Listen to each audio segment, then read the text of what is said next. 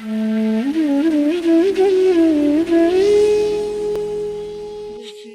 पता चला कि हम देह भाव बचपन से ही होता है, शुरू से होता है, या कोई भय या जिसको बोलते हैं झूठ, वो हमारे जन्म से ही अंदर होता है, या बॉडी कॉन्शियस शुरू से ही होती है।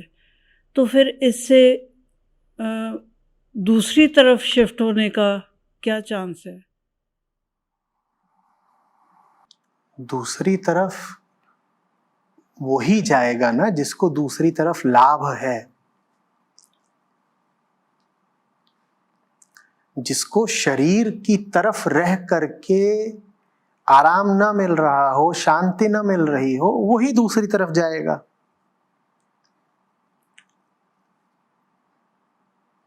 जिसको एहसास होने लग गया, दिखने लग गया कि शरीर से जितना ज्यादा ताल्लुक रखते हैं, जितना अपनापन रखते हैं, जितना तादाद में रखते हैं, जीवन में कमजोरी, बेचैनी उतनी बढ़ती है, वो ही जाएगा दूसरी तरफ।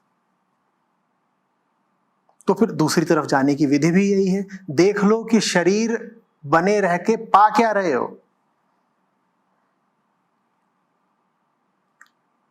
हम असल में पूरी तरह शरीर भी नहीं बने हुए हैं, हम त्वचा बने हुए हैं।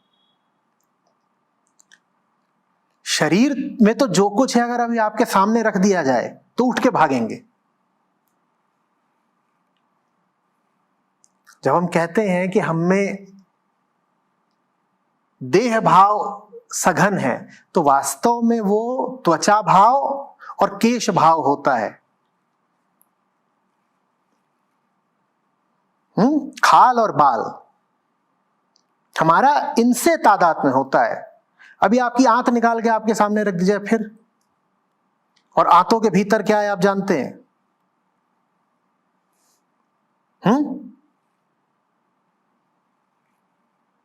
मौसम महक उठेगा बिल्कुल।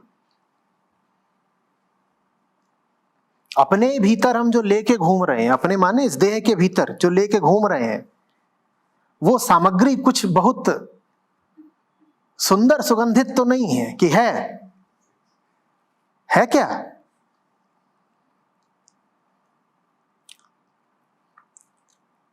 जो इन छोटी छोटी बातों पे विचार करने लगता है कि मैं क्या शरीर बन के घूम रहा हूं। शरीर बाहर से खाल है, अंदर से मलमूत्र है, मुझे मल बन के घूमना है क्या?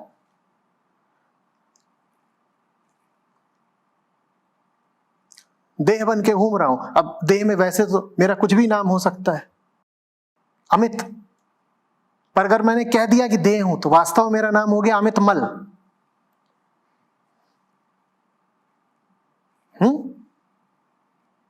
आइए रोशन मल साहब, आइए अमित मल साहब।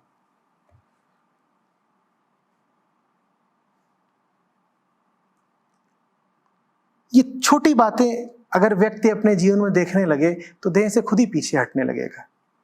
कोई जरूरी काम करना है आपको, ऐसा जो आपको वास्तव में प्राणों से ज्यादा प्यारा है, और वो करते वक्त नींद आने लगे, उसके बाद कैसे आप देह बने रह जाते हो अगले दिन भी? बोलो। आज की रात कीमती है, कोई जरूरी काम करना है और आप कर रहे हो, और ये देह सोने को आतुर हो रही है, उसी रात देह से नाता टूट जाना चाहिए। तू सगी नहीं है मेरी, आज दिख गया। क्या मुझे करना, क्या तू कर रही है? तेरे इरादे नापाक है, कम से कम तेरे इरादों और मेरे इरादों में कोई साम्य नहीं है। मुझे काम करना था और तुझे सोने की पड़ी है।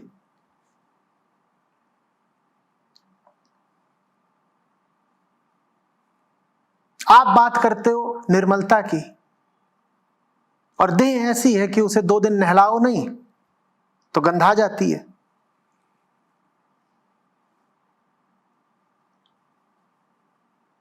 आप बात करते हो कि असीम चाहिए, विराट चाहिए, और देह में जो कुछ है सब सीमित है। आप कहते हो आश्रित नहीं होना है, दूसरों पर निर्भर रह के नहीं जीना है, और देह लगातार दूसरों पर ही निर्भर है। उसका तो खाना पीना, हवा पानी जल सब बाहर से।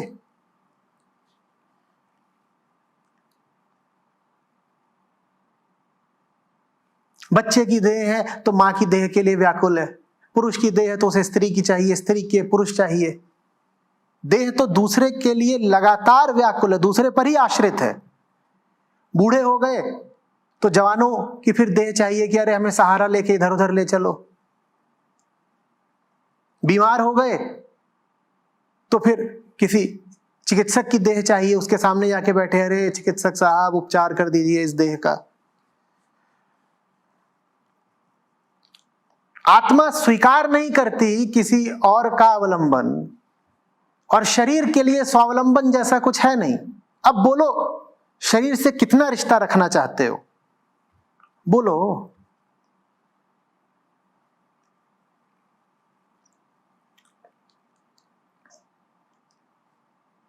जिन्होंने शरीर के ही दम पर प्रसिद्धि पाई, जिनको शरीर के ही नाते जानते हो, उन फिल्मी सितारों की जवानी की और बुढ़ापे की तस्वीरें देख लिया करो। देह क्या है स्पष्ट हो जाएगा। देह भाव से मुक्त होने का अच्छा तरीका है।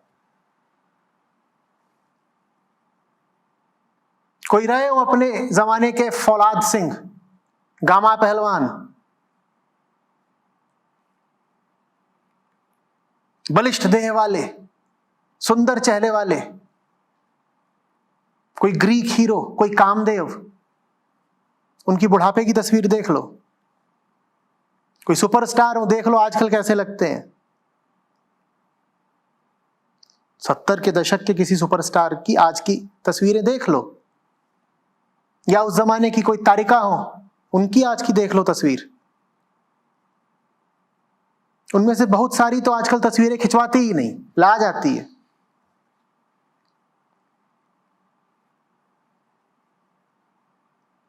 जिसने ये देख लिया, ये देखने के बाद भी वो अपने आप को शरीर कैसे कह सकता है?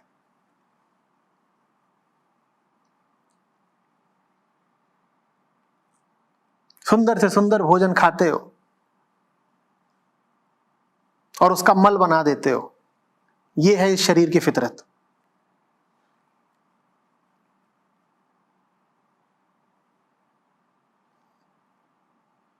तुम शरीर कहना चाहते हो अपने आप को?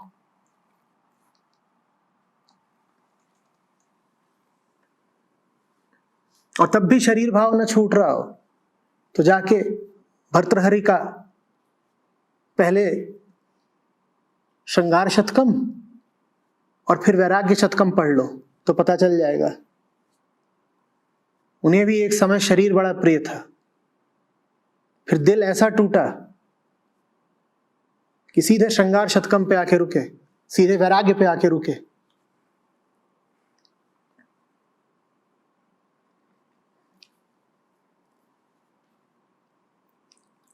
पहले कहते थे कि अरे सुंदर त्वचा, आकर्षक मांस, देह, उभार, नाभि, इनसे आकर्षक क्या होता है? फिर बोले अरे खाल, इस खाल से क्या चूमा चाटी करनी, जिस खाल के ठीक नीचे मल, मवाद, पित्त, मूत्र, तमाम तरह की रज यही बैठे हुए हैं, बस वो दिख नहीं रहे हैं। इतनी पतली सी चमड़ी की चादर है, उस चादर के पीछे छुपा हुआ है मलमूत्र, इसलिए दिख नहीं रहा है। क्या चाटे जाएं उस चमड़ी को? चाटते वक्त ख्याल नहीं आएगा कि चमड़ी के ठीक पीछे क्या है।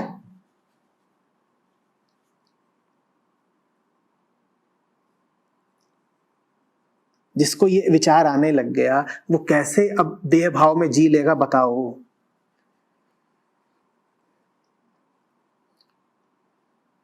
बड़ी बेईमानी चाहिए अपने आप को देह कहने के लिए। और किसी को तुम्हारी देह का पता हो ना हो, तुम्हें तो पता ही है।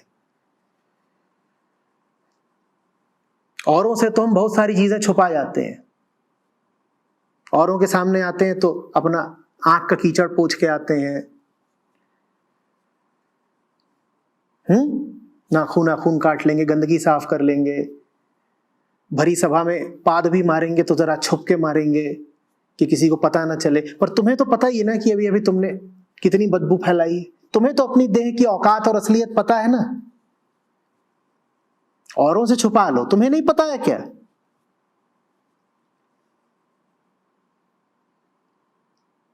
उसके बाद भी यही, मैं तो देह हूं, मैं तो देह हूं।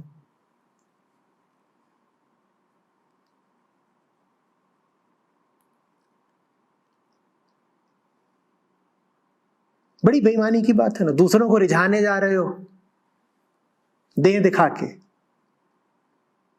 और जिसको रिझाने जा रहे हो उससे मिलने से ठीक पहले गड़गड़ गड़गड़ गड़गड़ माउथ फ्रेशनर किया है। तुम जानते हो ना कि तुम्हारे मुंह से कितनी बदबू उठती है, सभी के मुंह से उठती है, और फिर भी तुम मुंह में नकली खुशबू बसा रहे हो कि तुम दूसरे को धोखा दे रहे हो या अपने आप को दे रहे हो।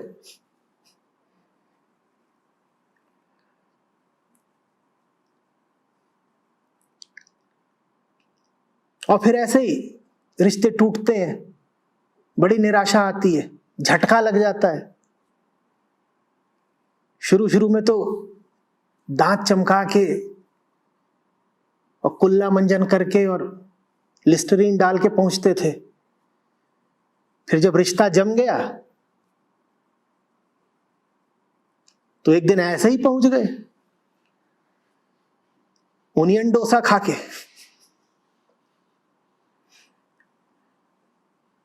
और बोले प्रियतमा चुंबन।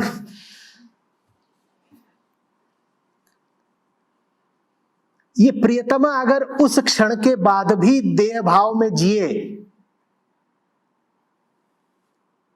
तो ये नर्क की अधिकारी है। इसका पूरा हक है कि इसको नर्क ही मिले।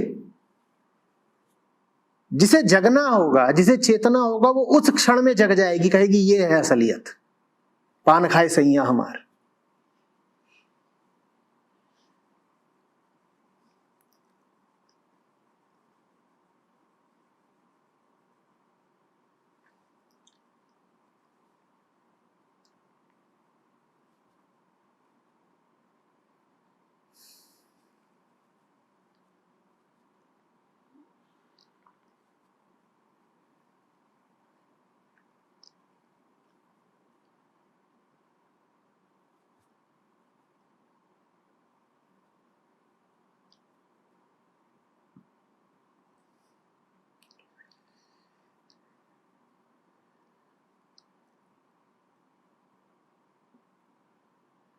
जानते हो जितनी महंगी दिल की सर्जरी होती है उतनी ही महंगी कॉस्मेटिक सर्जरी होती है,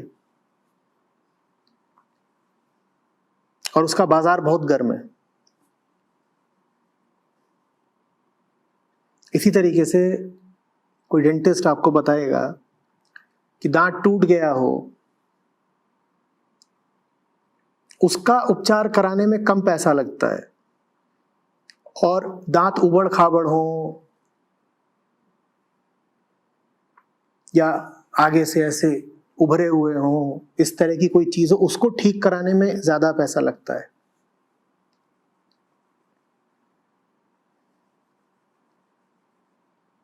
नाम मुझे नहीं ध्यान आ रहा, वो दंत चिकित्सा की एक संपूर्ण शाखा ही है, कुछ कहते होंगे उसे, कॉस्मेटिक डेंटिस्ट्री वगैरह।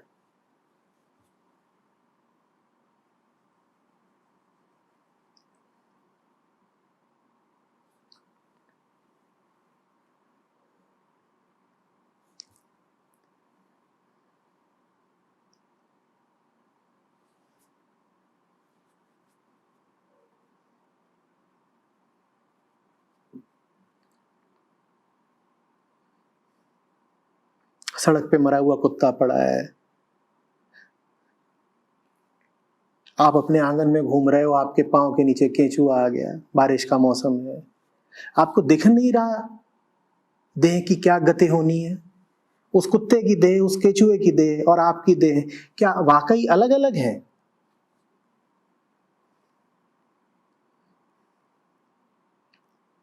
शमशान घाट जाके देखिएगा कभी कि ऊंचे से ऊंचे, अमीर से अमीर और इज्जतदार से इज्जतदार मुर्दे के साथ क्या व्यवहार किया जाता है। चिता से उसका बाजू लटक रहा है नीचे, कोई बहुत सप्रेम सस्नेह उठा के नहीं रखता है, ऐसे उठाया था ऐसे रख दिया जाता है। किसी सोते आदमी का बाजू आप ऐसे उठा के रखें तो उतने में बाजू चटक जाएगा। ये देह की औकात है। जब उसमें प्राणों का निवास नहीं रह जाता तो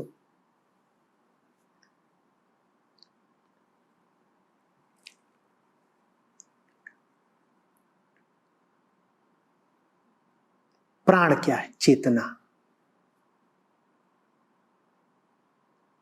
बड़ी प्यारी पत्नी थी, बड़ा प्यारा बेटा था, मर गए तो उनकी देह को फूंक क्यों आए? बताओ, अगर उनकी देह से ही प्रेम था तो। बीवी से बहुत प्यार था, बेटा था, बाप था, मां थी, पति पत्नी कोई था, मृत्यु हो गई तो उनकी देह को फूंक क्यों आए? अगर तुम उनकी देह से ही प्रेम करते थे तो। माने जब तुम प्रेम भी करते हो तो समझो देह से नहीं करते, चेतना से करते हो। पर ये बात समझते नहीं तो जीवन भर देह के ही चक्कर में पड़े रह जाते हो, चेतना की कुछ कदर ही नहीं कर पाते। जब अपनी ही चेतना की कदर नहीं करते तो किसी और की चेतना की क्या कदर करोगे?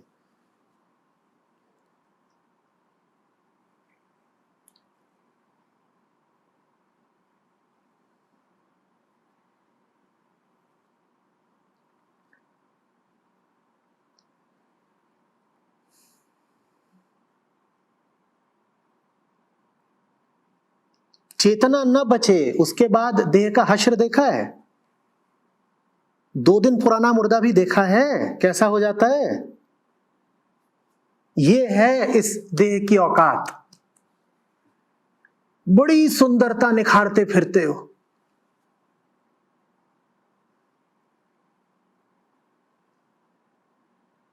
ये जितने प्रेमी घूम रहे हैं देह के, ये पास आने से घबराएंगे।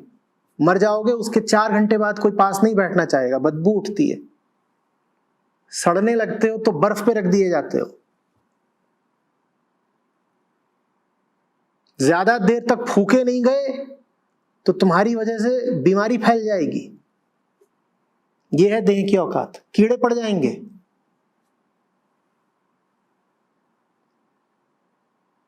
और चमकाओ। मैं गंदा रहने को नहीं कह रहा हूं, मैं पूछ रहा हूं बस कि जीवन का जितना अंश, अपनी ऊर्जा, अपने समय, अपने संसाधनों का जितना बड़ा हिस्सा इसकी देखभाल में बिता रहे हो, क्या वो हिस्सा इस पर जाना चाहिए था? या जीवन का कोई और ऊंचा उद्देश्य होना चाहिए जिसकी तरफ तुम्हारा समय जाए, संसाधन जाए? इसका क्या भरोसा है?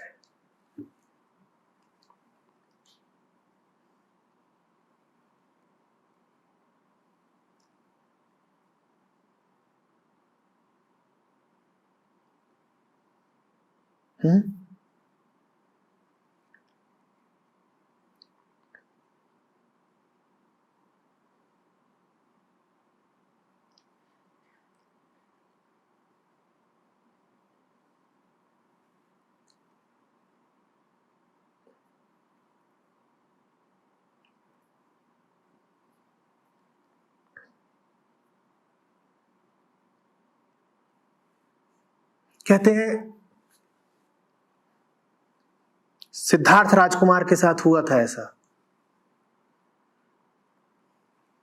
उनके पिता को कुछ ऋषियों ने आगाह करा था कि आपका बेटा सन्यासी निकल सकता है। कुछ देखे होंगे उसके लक्षण। तो पिता ने बड़ा बंदोबस्त किया, उसको कभी दुख महसूस ना होने दें, उसके लिए भोग विलास के सब साधन इकट्ठे कर दिए। और राज्य की जो सुंदर से सुंदर लड़कियां थीं उनको बुलाते और कहते ये मेरे बेटे के साथ रहो, दोस्ती करो, राग रंग हो, नाच गाना हो। कहानी है, मैं जानता नहीं। कहानी है कि एक रात ऐसे ही देर तक चला नाच गाना, मदिरा इत्यादि भी रही होगी। तो जितनी लड़कियां आई थी उनकी शायद सिद्धार्थ ने भी पी होगी।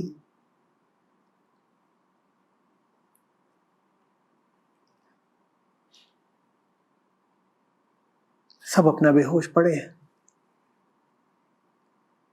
बहुत देर रात, करीब करीब भोर, अचानक सिद्धार्थ की नींद खुली, होश आया।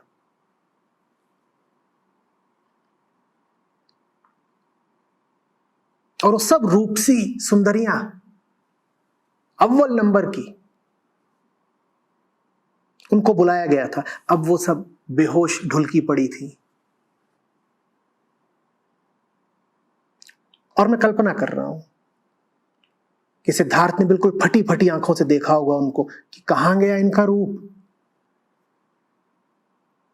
किसी का पूरा काजल और जो कुछ भी मुंह पे मल रखा है, चौक खड़िया, वो सब धुला हुआ है। किसी के मुंह से लार बह रही है। किसी के सुंदर कपड़े वगैरह अस्त व्यस्त हो गए हैं, तो वो और बदसूरत लग रही है उत्तेजक लगने की जगह।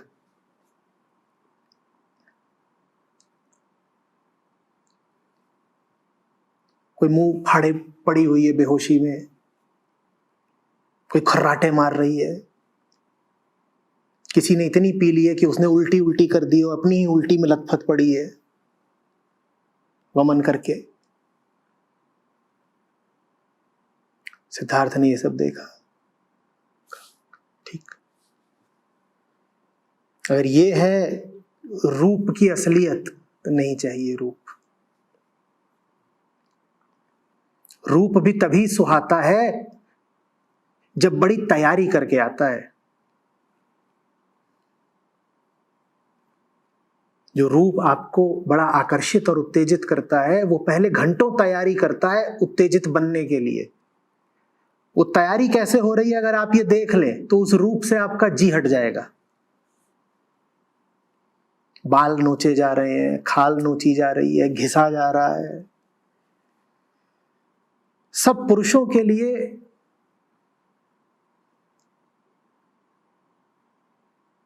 निश्चित होना चाहिए कि स्त्रियों के ब्यूटी पार्लर में कम से कम 3 महीने काम करें।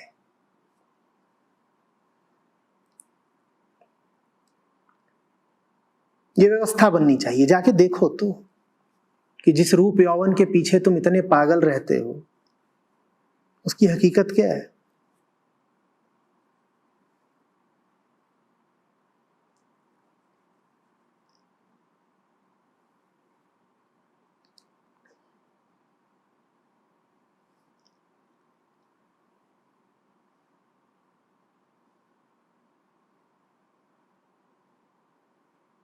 जितने फल और सब्जियां रसोई में नहीं पाए जाते उससे ज्यादा मुंह पे मले जा रहे हैं।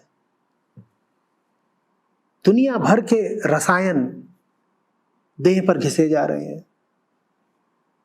भौहें नोची जा रही हैं, बाल नोचे जा रहे हैं, बाल रंगे जा रहे हैं, मुंह मरगड़ा जा रहा है और चीख पुकार भी मची हुई है, हाय हाय हाय हाय।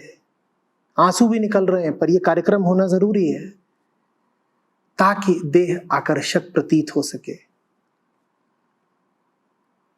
जिसने इस व्यापार को देख लिया, मुझे बताओ अब वो देह को कीमत कैसे देगा।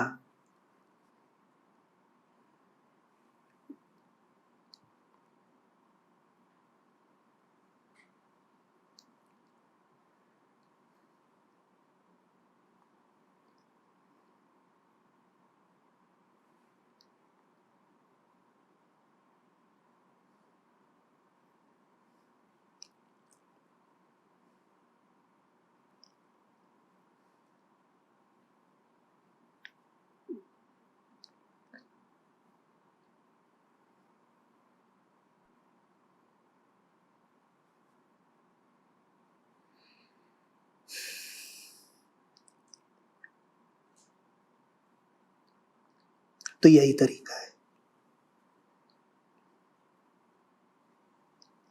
इस तरीके में मैंने ऐसा कुछ बताया ही नहीं जो आपको नहीं पता।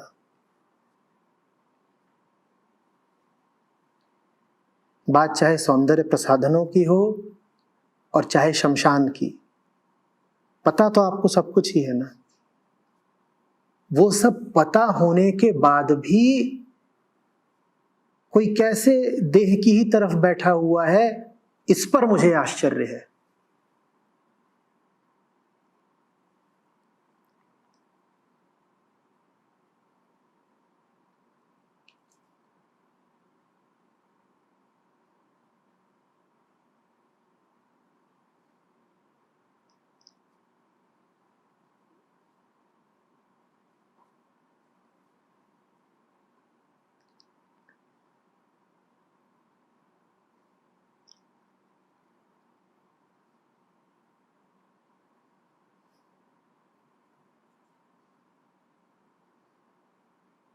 जब शरीर का कोई हिस्सा बड़ी मांग करने लगे किसी भी तरीके से, पेट मांग करता है कि मुझे भोजन दो, कहीं दर्द हो गया तो वो जगह मांग करती है कि मुझे आराम दो, दवा दो, कामोत्तेजना चढ़ने लगी तो जननांग मांग करते हैं कि हम पर ध्यान दो। तो उसको देखा करिए और कहा करिए कैसा लगेगा तू जब धू धू करके जलेगा, क्योंकि वही हैसियत है तेरी। बहुत उछल रहा है ना, तो देखिए उसको राख होते हुए, वो राख होने जा रहा है, वो राख हो ही रहा है, बात समय की है।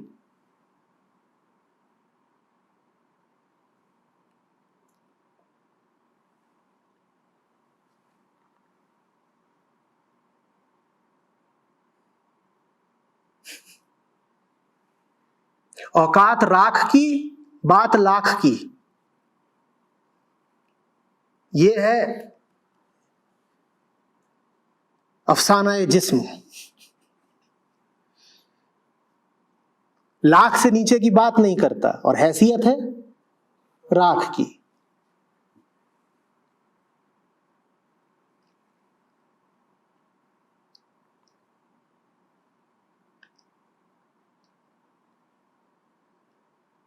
अपने आप को आईने में जब निहारें कि कितना खूबसूरत लग रहा हूं, तो अपनी लाश भी देख लिया करें उसी आईने में। जिंदगी फिर सच्ची बीतेगी, झूठ से बचे रहेंगे।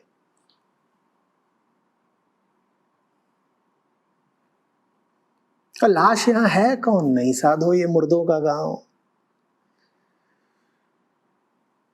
फकीरों के तो अंदाज ही ऐसे रहे हैं। सुना है ना, एक बैठा था पेड़ के नीचे गांव से थोड़ा बाहर, उसके पास एक यात्री आया, बोला बताओ बस्ती कहां है? बोला बताओ बस्ती कहां है? उसने कहा उधर। गांव था इधर और उसने बोला उधर,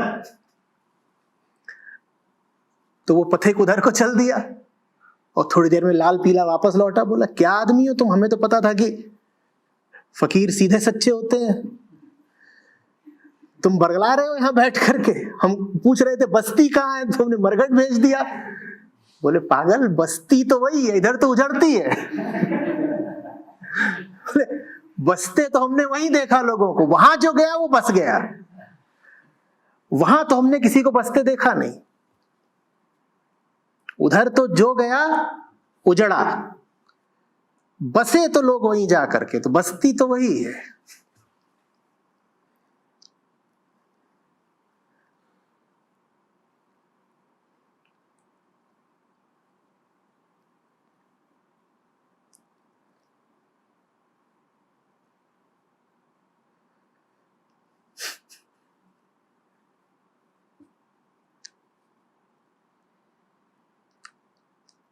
ये सब कोई बहुत दूर की बात नहीं। फिर कह रहा हूं, जितनी बातें कह रहा हूं आपको भी पता है ना, इनको दबाया मत करिए।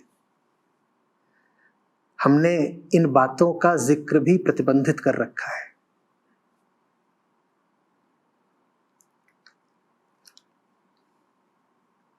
जैसे मैं कह रहा था कि ब्यूटी पार्लर में काम करना अनिवार्य होना चाहिए, वैसे ही शमशान में भी ड्यूटी बजाना अनिवार्य होना चाहिए, ताकि जो बातें दबी छुपी हैं वो थोड़ा सामने आए।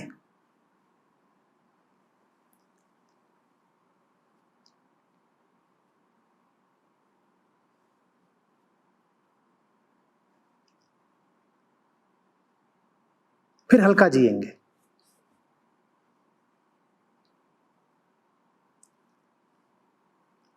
सबको महीने 2 महीने में एक आध बार मरघट का चक्कर लगाना चाहिए।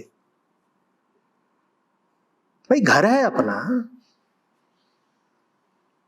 जाओगे नहीं देखने क्या हालचाल है, संगी साथी कैसे हैं, कोई दिक्कत तो नहीं, कुत्ते तो नहीं आके मूत जाते।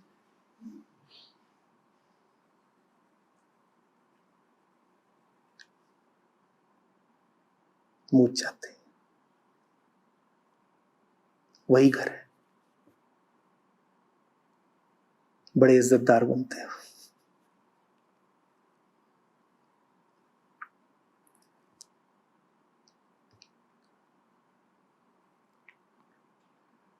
पर ये बातें हमने छुपा रखी हैं, तो बड़ी आम बातें हैं, पर हम उनको दबाए रहते हैं, उन पर पर्दा डाले रहते हैं, उनके जिक्र को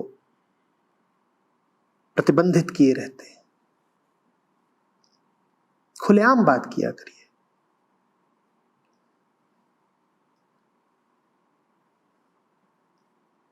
कोई बहुत पीछे पड़ा हो कि चलो चलो चलो कहीं मिलते हैं, चैट करते तो बहुत दिन हो गए, या मिलना भी तो चाहिए, तो उसको जीपीएस भेज दो कहीं का, और जब वहां पहुंचे तो बोलो व्हाट अ कूल शमशान। सारा रोमांस उतर जाएगा, और जिसका रोमांस इतने पर भी ना उतरे वो समझ लो सच्चा आशिक है।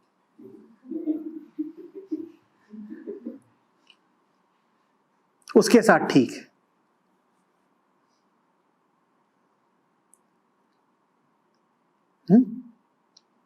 तो डेटिंग के लिए शमशान।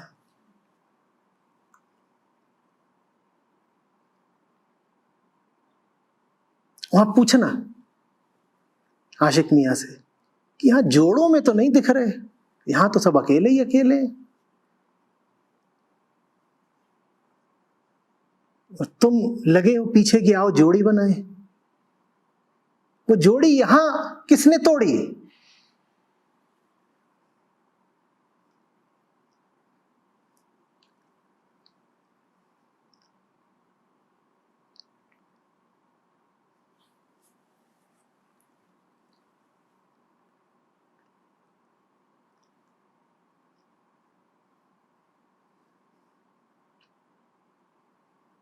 पर ऐसी बातों को हमने बिल्कुल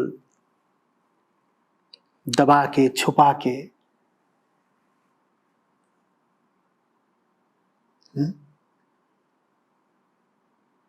अपनी चेतना के किसी पुराने संदूक में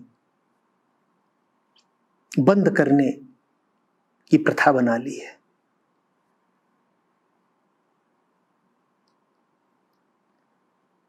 अभी ये सब बातें हम कर रहे हैं, ये वीडियो जाएंगे या कि अभी लाइव भी जा रहा है, तो आ रहे होंगे बहुतों के उद्गार, man he talks so negative.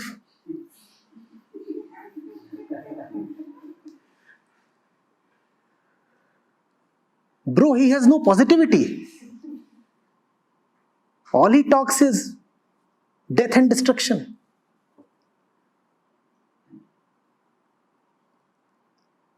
बेटा तुम्हारी गलती नहीं है, तुम्हें सिखाया यही सब कुछ गया है।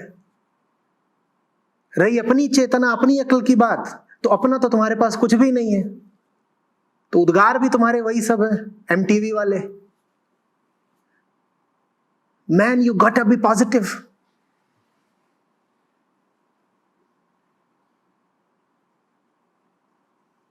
अच्छा है, तुम पॉजिटिव मुर्दे बनना।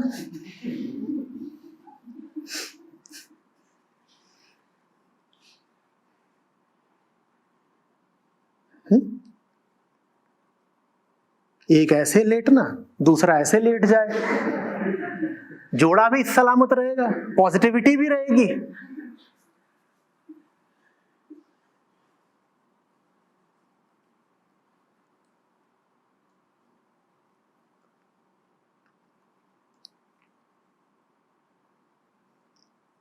मेरा प्रश्न ये है कि हम बात ज्यादा शरीर के बारे में करते हैं, चेतना के बारे में बचपन से, जन्म से लेकर बहुत उम्र तक चेतना के बारे में बात ही नहीं होती, हमारी इंट्रोडक्शन नहीं होती। शरीर के बारे में कौन बात करता है? हम सभी करते हैं। घुटना कभी अपने बारे में बात करेगा क्या? घुटने के बारे में बात कौन कर रहा है?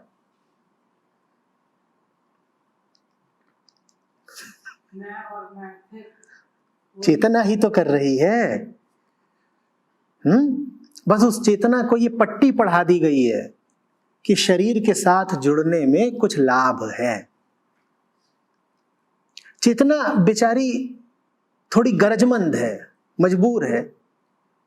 चेतना में कुछ कमी है, उसका कुछ खोया हुआ है, कुछ मिसिंग है, तो सबसे पूछते फिर रही है कि वो जो मिल नहीं रहा है, वो जिसकी तलाश है, वो कहाँ मिलेगा? और प्रकृति और समाज ये दोनों आके उसको बता देते हैं कि वो तुम्हें मिलेगा देह में। तो चेतना बेवकूफ बन जाती है, चेतना की गरजमंदी का फायदा उठा लिया जाता है। हम सब अपूर्ण हैं, कुछ खाली सा, कुछ खोखला सा है, और हमें नहीं मालूम कि उसमें हमें क्या भरना है। हमें नहीं मालूम कौन है पूरा करेगा।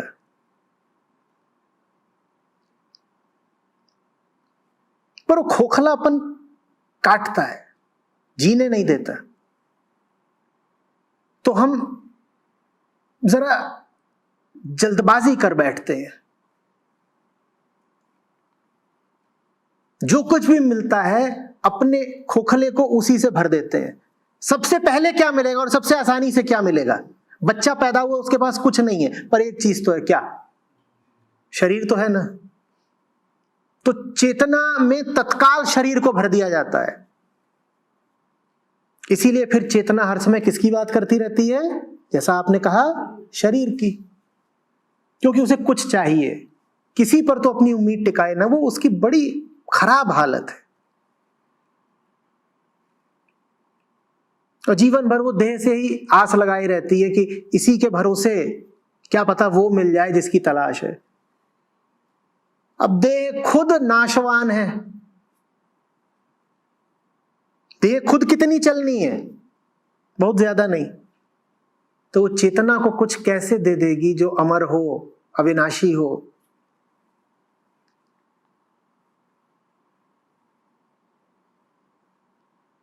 चेतना का तो बुद्धू ही बन गया।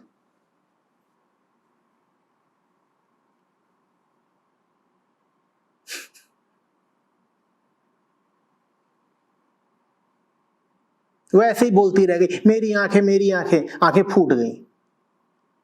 ये क्या हो गया? मेरे दांत, मेरे दांत, दांत टूट गए। अरे गड़बड़। मेरी खाल, मेरी खाल, खाल लटक गई। मेरे बाल, मेरे बाल, बाल झड़ गए। बन गए बुद्धू।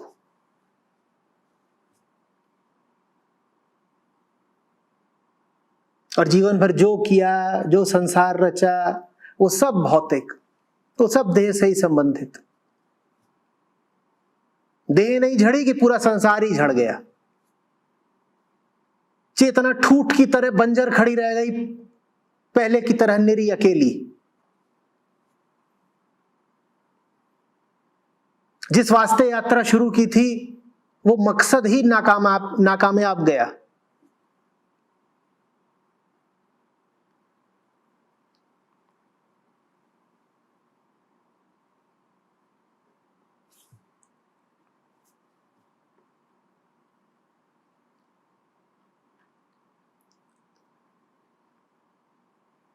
विचार ही कर लो, मृत्यु के क्षण में यदि तुम्हें पता चले कि पूरा जीवन बर्बाद जिया है, कैसा लगेगा? ये तो खैरियत की बात है कि ऐसा पता ही नहीं चलता। ज्यादातर लोगों को मौत के क्षण में भी ये राज नहीं खुलता कि उनकी पूरी जिंदगी व्यर्थ गई है, तो आसानी से मर लेते हैं। पर मरने वाले हो और उसी वक्त तुम्हें पता चले कि ये जितने साल, जितने दशक तुम जिए, यूं ही जिए, कैसा लगेगा? इसी देह के भरोसे जिए और अब यही जा रही है, झड़ रही है।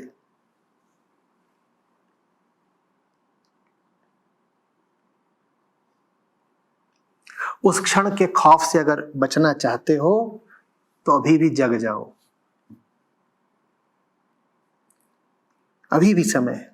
तुम्हारी जिंदगी में 2 ही दिन हो तो भी अभी भी बहुत समय है, जग जाओ।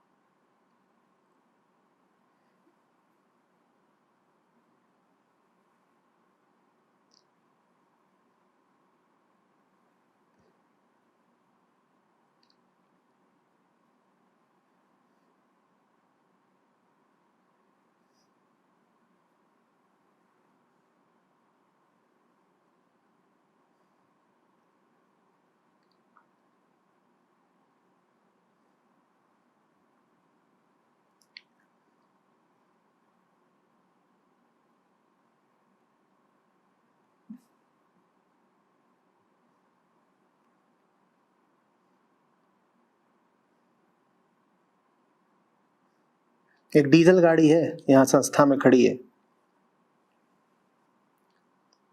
और सरकार ने, ग्रीन ट्रिब्यूनल ने बना दिया नियम कि डीजल गाड़ियां 10 वर्ष से ज्यादा चल नहीं सकती सड़क पर।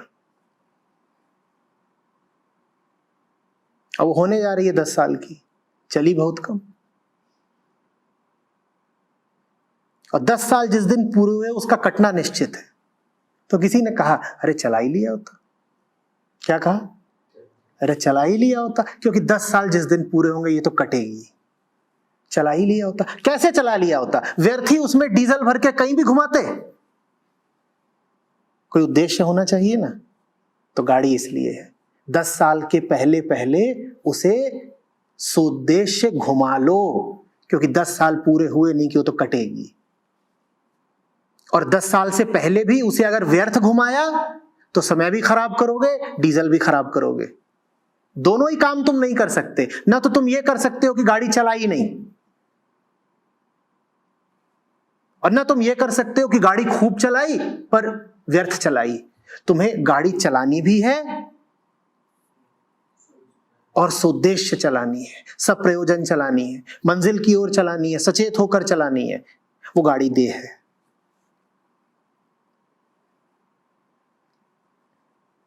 वो कटने वाली है, उससे पहले उसे चला लो। और खाली मत चलाना कि धुआं छोड़ रहे हैं, व्यर्थ।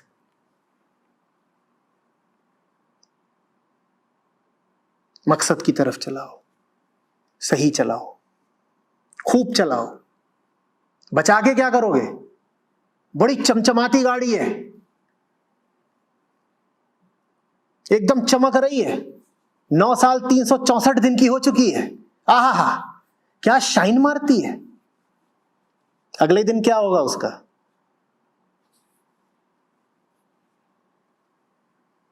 बचा के क्या करोगे? बचाना मत।